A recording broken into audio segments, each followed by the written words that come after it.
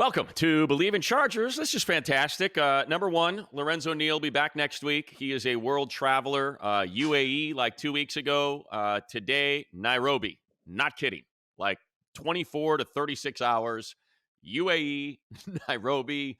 That's our man Low. But a huge thank you. And what a great coup for our executive producer, Lindsay, to score Andrew Siciliano. We got a game this week, Andrew. We have got the Chargers and Rams on Saturday at SoFi. I saw you. We were together at practice, at Charger practice at the Bolt on Wednesday. And first of all, a huge thank you to all you Bleav supporters who rate, who review, who share. That is how we're growing this thing, and it could not be going better. So thank you for continuing to do that. You'll hear Andrew on the Rams television broadcast with the great Andrew Whitworth and the great Mina Kimes. It's a hell of a three-man booth. Always a great watch. I enjoy it every single preseason. DJ and I, Daniel Jeremiah and I, and Shannon Farron will all be on the radio broadcast of the Chargers feed on Alt 98.7. So we are very excited about all of that. But Andrew, why don't you kind of take us through the preseason? And, well, you know what? Before we do that, I'm sure everybody knows. I mean, and everyone wants to know. We watch you on Red Zone forever since its inception, and then we get you on the Gold Zone for the Olympics. Give us an idea of what the heck it was like. Prepare. It's one thing to prepare for however many 16 games on a Sunday or 14 games on a Sunday. What went into preparing for the Gold Zone for NBC? Well, Money, first of all, great to be here. Thanks for having me. It's great to see you at practice this week, and it's great to reconnect. And the feeling is mutual. I watched you guys last week on a plane coming back to LA after the Olympics, and you and DJ and Fouts, more than entertaining, certainly. As for the Gold Zone, honestly, dude, 10 football games is easy compared to this. Yes. Because we all know football, right? I mean, you look at the field, you know the players. If you don't know what's going on, you turn the game on, you could figure it out in a couple of seconds. The Olympics is 39 sports and 10,000 athletes. And there's no way on earth I could figure out how to go from judo, where I still don't know how you score, to badminton, to sailing, to, I mean, God knows what. So they have an amazing research staff. Long story short, they have a research staff at NBC whose only job it is to do the Olympics. And that is every day, all day, every year. They finished Tokyo. They started working on Paris. And we leaned heavily on those guys, researchers in the control room, researchers on the floor, and tip of the cap to the control room and everyone that they brought in for this project. They did 150 hours over 15 days. And to be able to juggle that, to figure out where to go and what's actually going on, like the actual context here, like a repechage race or the dial of destiny in judo, where it's actually like a thing in The Price is Right, where for the mixed team judo final, if it's tied, they spin a wheel and pick a weight class. Like, I mean, who had ever seen that before? Not me, because I didn't do a deep dive on judo. But it was amazing TV, and it was an honor to be part of such a cool project. I'll ask one perhaps interesting to only me, and I apologize to all the viewers and listeners if this is boring, but when we get a flip card or we get game notes and we're playing another team, first thing that I do is pronunciation guide. Right. Hockey's a different deal. Like I always feel for the hockey guys. Give us an idea of what the pronunciation guide looked like for you for the Olympics with all of the international teams. It was terrifying. To be honest with you, I took like 6-7 years of Spanish. Those names are easy. I got excited when there was an Argentine athlete or a Spanish athlete. Like I love those names. Even somebody from the Philippines. Oh, I got that one. Right. That's easy. Italian, easy.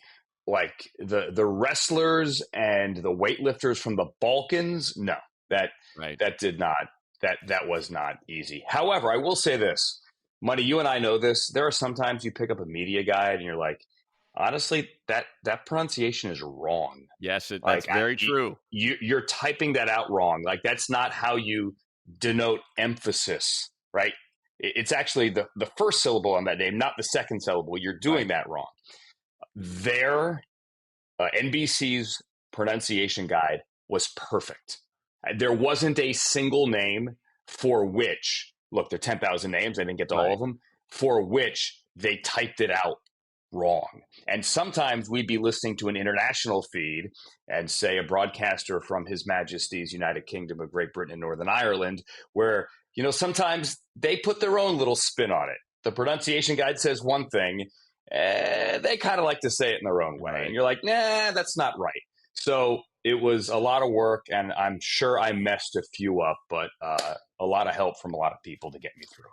I'll wrap it on this, and we can shift to this weekend's game.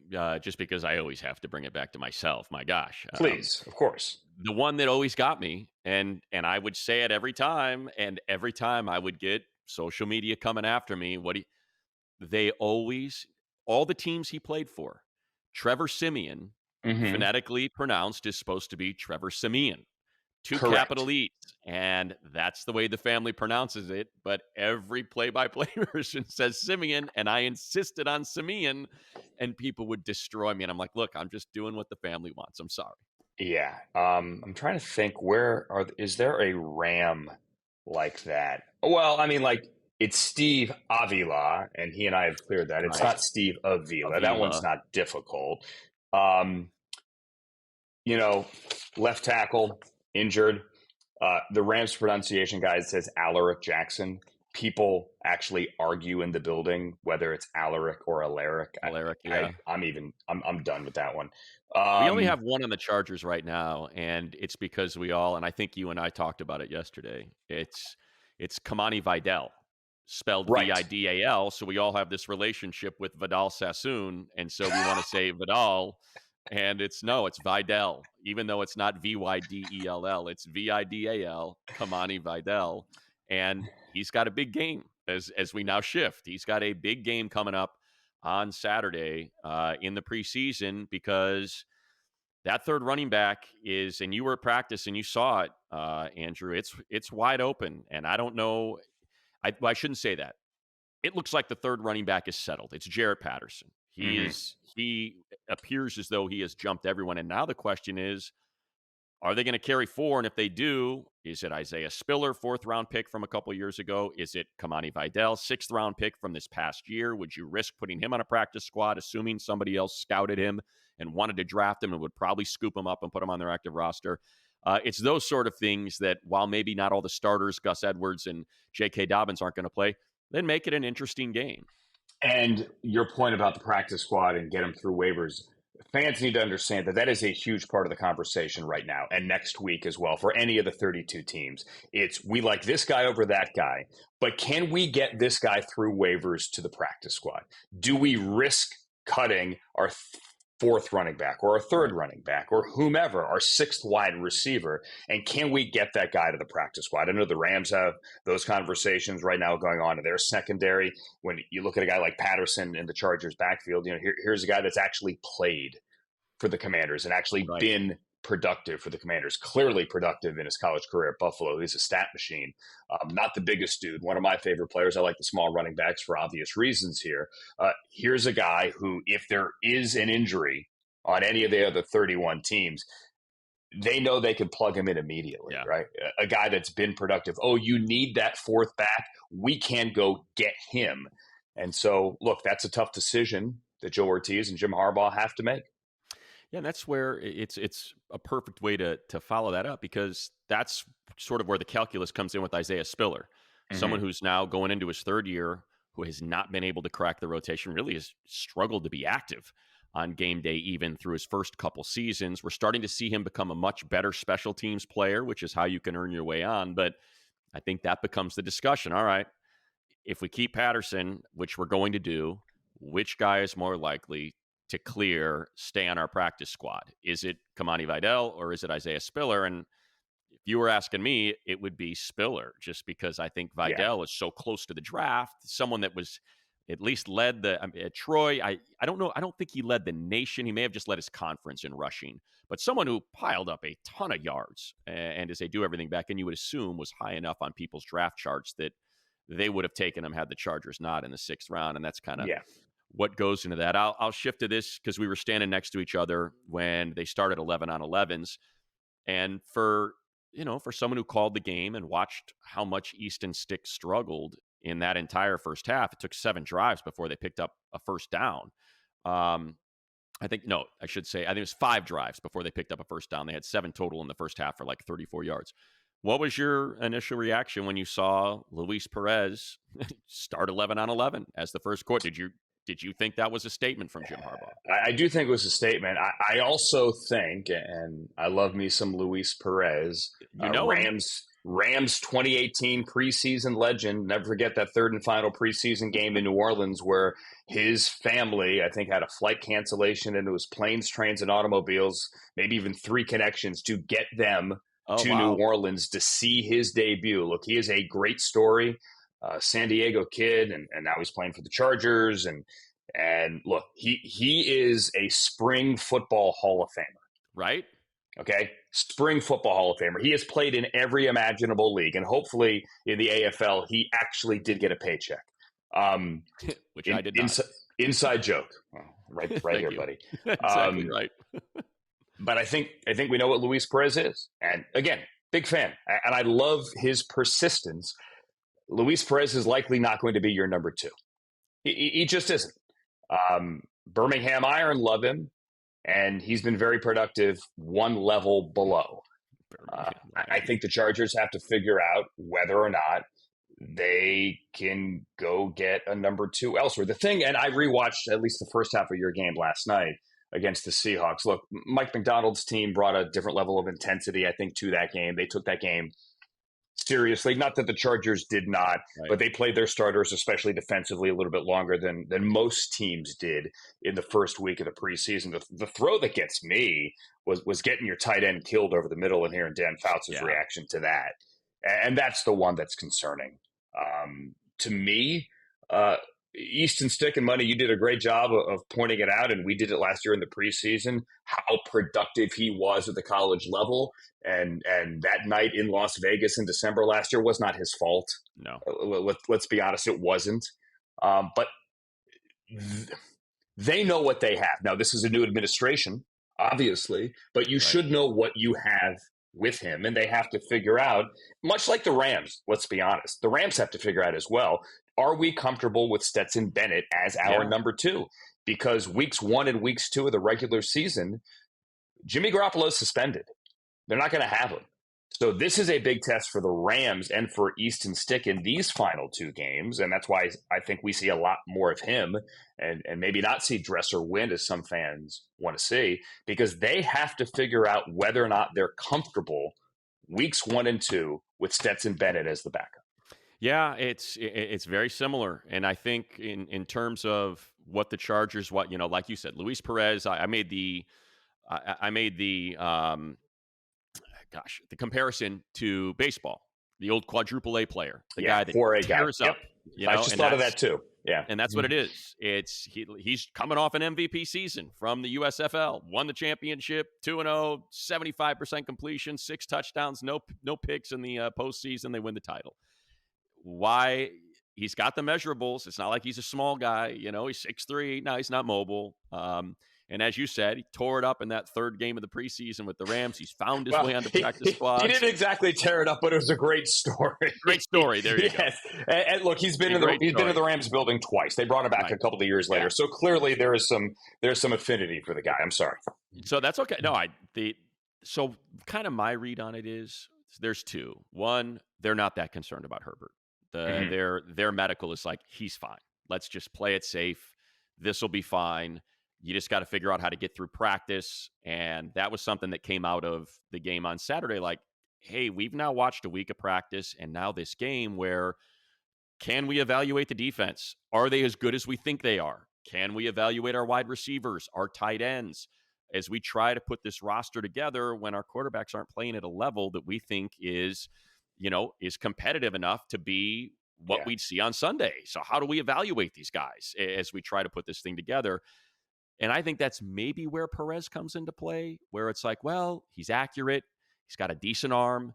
Perhaps he can just operate our offense better in practice so we can get a better evaluation. Because I'll be honest, Andrew, it's been a rough week for Easton Stick and Max Duggan in practice as well. And I think that's something that maybe went into, getting rid of Casey Bauman, who had serious accuracy issues, looked the part out of Augustana, the rookie, almost looked like Justin Herbert out there. But they were like, he can't we can't do anything with this. It's hard for us to figure out what we have. So I think that's maybe where the Perez thing comes in, as opposed to, like you said, really feeling like, yeah, we can go into the 2024 season with him as our backup.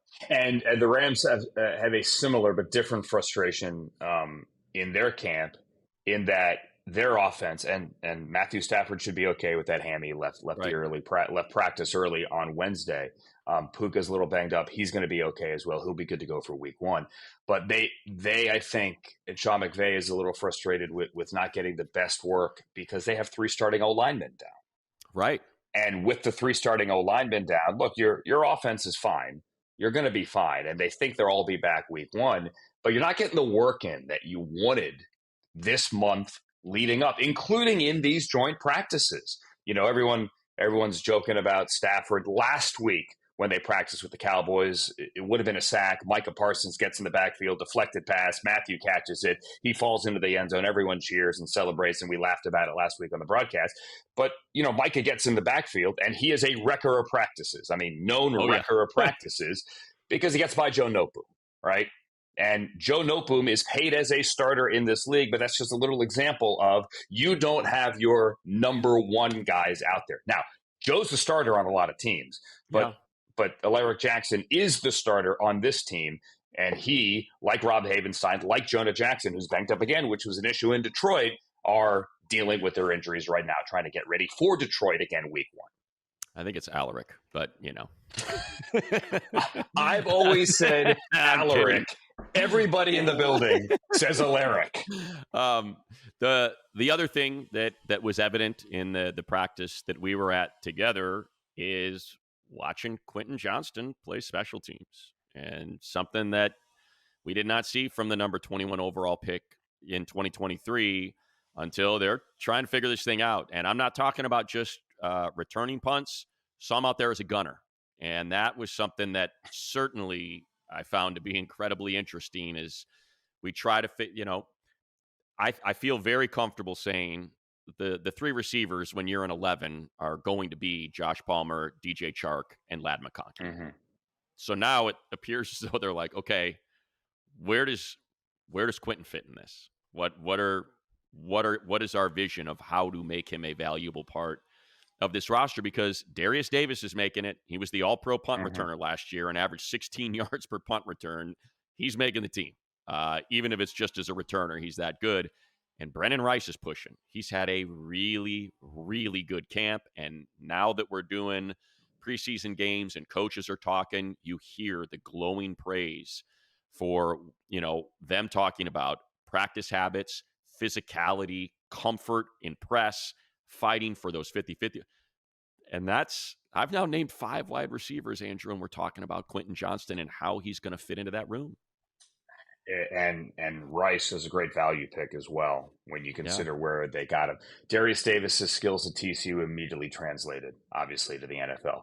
Quinton Johnston's shortcomings, I think, at TCU were immediately evident. It's a great way to put it. In the NFL. And even if you go back, correct me if I'm wrong, the first incompletion against the Seahawks, that was Johnston, right?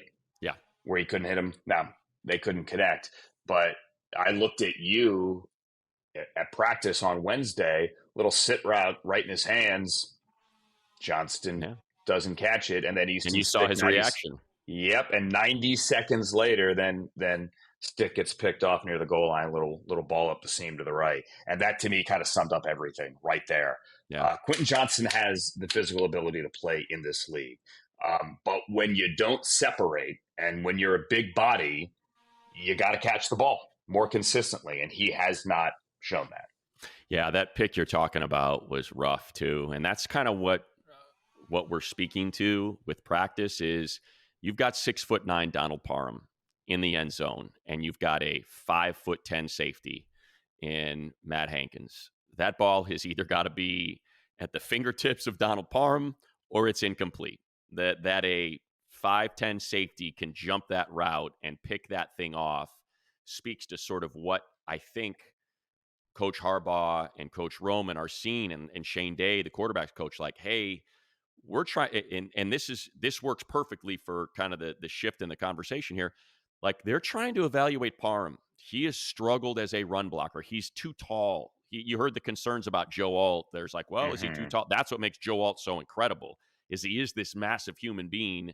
And despite being that tall, he's still comfortable getting low enough and completely dominating people as an offensive lineman. It's really hard for Parm at 6'9" to do that. They were backed up to their own 2, I think.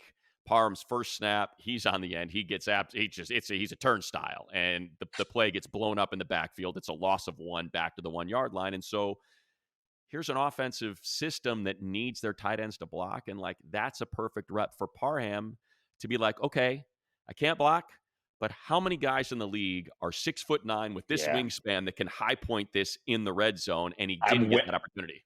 I'm Wemby. Just put it up here. Right. Like here, up here. I got it. Yeah. I agree. And by the way, there is a guy, let's use Donald Parham as an example. There's a guy who is not coming back to the practice squad, right? He's clearly a veteran, wouldn't want the practice squad. Yeah. But there's a guy that immediately his phone rings if you put him on the street. Yeah, if you're not running the offense that Jim Harbaugh and Craig Roman are running, sure, he just can't block. It's too hard for him. He's too tall, and you can't.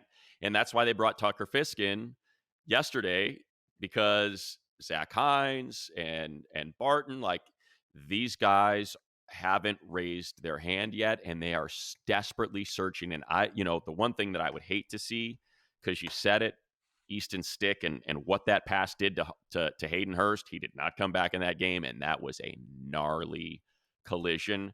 If they're like, we need another tight end, and that's the evaluation portion that we're struggling with, is we're trying to figure out what this 53 is going to look like. What you don't struggle with, Bet Online, the world's most trusted betting platform, number one source for everything in football, preseason NFL, college is kicking off. Bet Online's got every stat, every matchup, live odds, spreads while the games are being played. If you know your stuff, get in on the winner-take-all $300,000 NFL Survivor Pool for the upcoming season. When the game's over, get to the online casino, blackjack, poker. They got slots as well. The website has it all. Use the promo code Bleav. That's BLEAV, BLEAV, to get in on the action. Bet Online. The game starts here. All right, let's focus, Andrew, on the game on Saturday. I kind of went through it for the Chargers. The things that I'm interested in watching, I'll just list them real quick. JT Woods played some corner in practice this week. That's been interesting, as it looks like AJ Finley has settled into that third safety role. So that'll be fun to watch in the game on Saturday. The running back again, Isaiah Spiller. It looks like Kamani Vidal is going to play. So that's a battle that we'll be keeping an eye on. And of course, can we complete some passes and start to evaluate, Quinton Johnson and Brendan Rice and these guys? Those are 3 things that I'll be watching from the Chargers side. What about from the Rams side? Hate to beat a dead horse on this one, but need to see more from Stetson Bennett. I can tell you this, to a man, that locker room and that organization, everyone I have talked to this week is so happy for and so proud of the way Stetson Bennett was able to right the ship and get him in the end zone.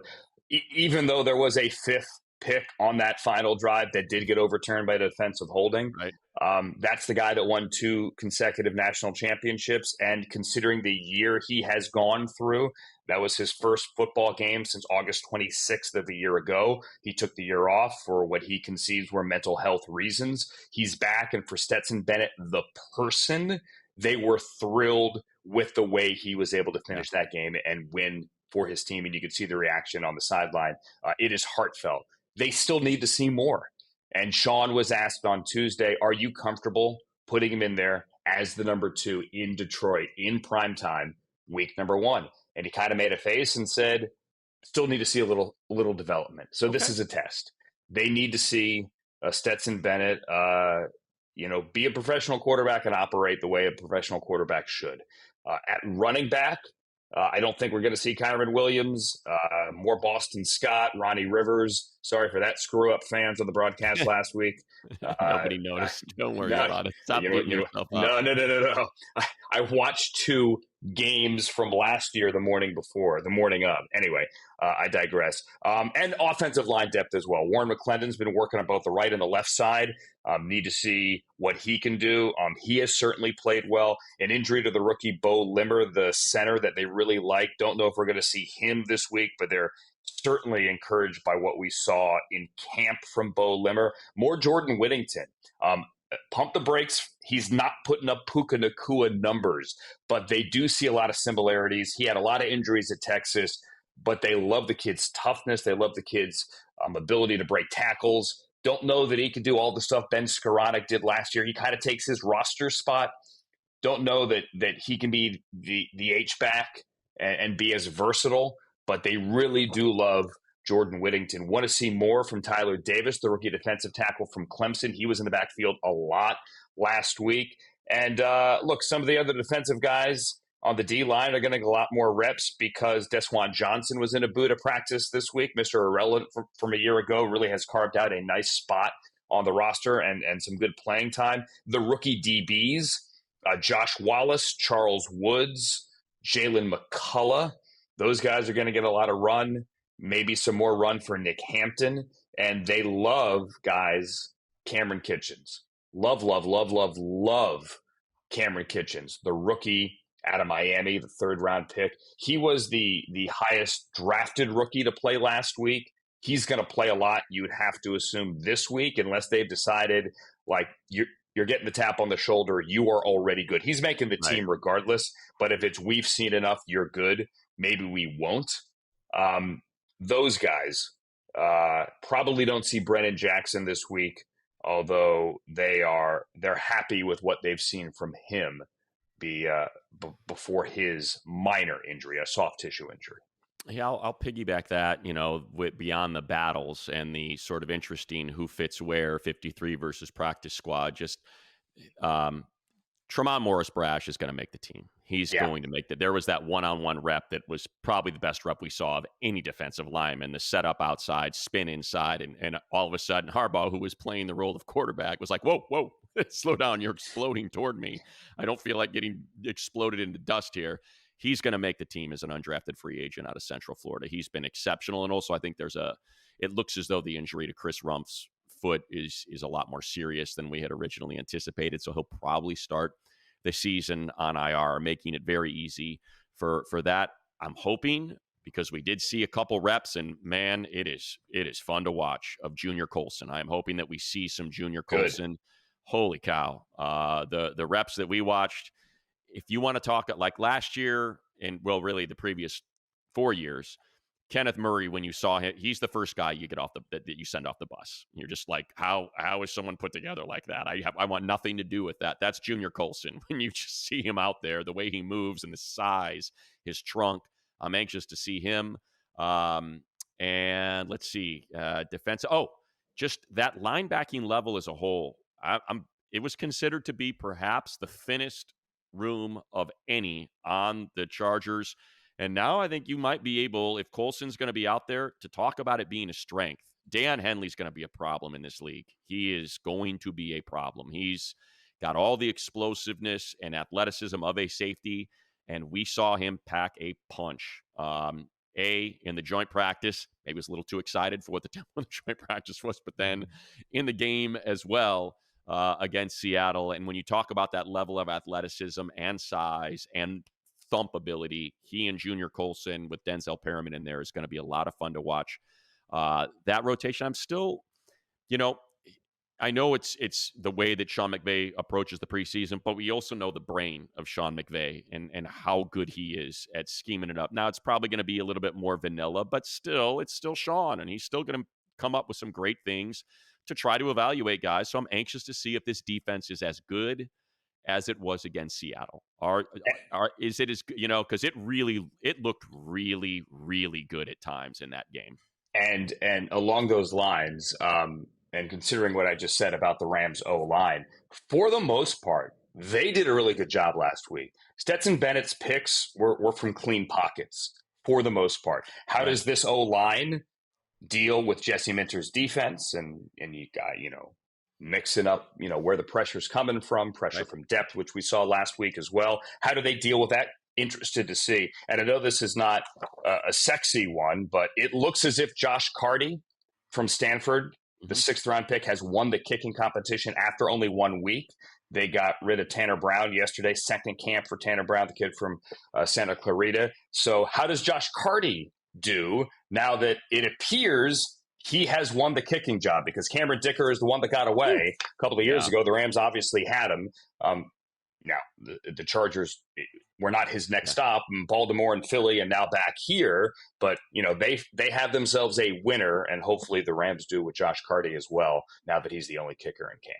Yeah, it's, I know people don't want to hear it, but I've been here since the Chargers have been here watching these games and knowing what they went through with not just kickers, but with punters and also with return people. What this special teams unit it legitimately lost them games. Legitimately. Younghoe Koo against the Dolphins, when they started out 0-4 that season for Anthony Lynn, his first year, they lost 2 games because of a kicker. So to not only have Dicker, who drilled that 58-yarder and probably had 5-6 yards to go on it, and just you've been around him, has the demeanor that you want from a kicker. It's not aloof.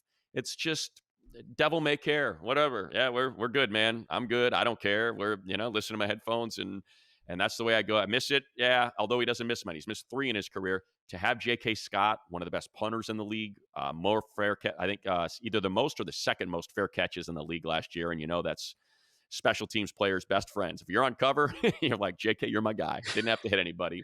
And then to have Darius Davis as a returner, these games come down to end a half, end a game. They're always tight, and to be able to have that settled, I know it's not what people want to hear. They want to hear about the receivers, and they want to hear Herbert's getting better, but at least that one, there's 3. It's not just offense, defense. It's offense, defense, special teams. There's 3 units, and to have that one settled, I think is very, very comfortable for Jim Harbaugh and Ryan Fick. And real quick to button that up, it also, with Cameron Dicker, goes to show you, and this is a constant in this league. Rookie kickers are going to give you headaches. You have to have patience. Look at Daniel Carlson with the Vikings, and look where he is with the Raiders. Zane Gonzalez, Matt Gay with the Bucks. When they took him in mid-rounds. Chargers, Younghoe Koo, exactly, with the Chargers. There are so many examples of young kickers who are so talented, who simply need a year to 2 years to figure out the mental side of the game of the NFL as well, and just how to work at this level, who turn out to be good kickers because they have that talent. You could and probably should write a book about those guys. Yeah. Cameron Dicker is one of those guys who seemingly the light has gone on, and the Chargers have a good one. I don't know who would buy the book or who would read it. I don't know who would buy the book either. It would be about the Carlsons and those guys I just listed. Yeah. There's a million of them. There are a million of them. There's the Cade York experiment as well. Right. Which now he's back with the Browns. Great. Yeah. Right. As the Browns have Dustin Hopkins, who obviously had his moments with the Chargers and some that are regrettable as well. It's going to be fun on Saturday. I know it's not Justin Herbert and Matthew Stafford and Derwin James, and but there are still really, really good players. And look, they played a lot of their starters. You and I were talking about who's going to play, who's not going to play. The Chargers played a lot of starters. Joe Alt was out there, performed fantastic, and he was out there for almost the entire first half. So I'm excited for that. Let's get it again. Exactly. So look forward to seeing you out there. Andrew, certainly appreciate you sitting in for Lorenzo Neal. He'll be back next week. Remember, folks, please leave a rating. If you can, a review, comments in the YouTube videos. I'll be sure to go through them all, try to respond to as many of you as possible, because we certainly appreciate all you taking your time to do that.